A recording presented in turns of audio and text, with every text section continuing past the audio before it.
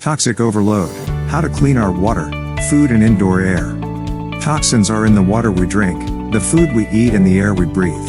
The U.S. Environmental Protection Agency Chemical Substances Control Inventory shows the magnitude of our potential exposure, listing more than 86,000 industrial chemicals that are manufactured or processed in this country.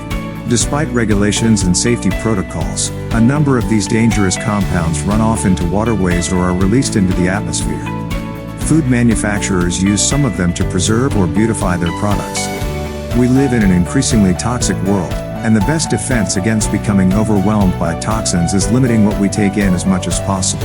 While our bodies are not designed to handle the accumulation of industrial chemicals, pesticides, pharmaceuticals and radiation that seep into our personal space, we can take measures to reduce the assault and protect our health.